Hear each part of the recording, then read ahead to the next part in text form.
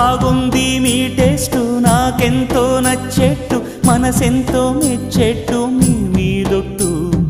అందుకే నే దిగి వచ్చా వంచని నా తల వంచ స్నేహ భావమా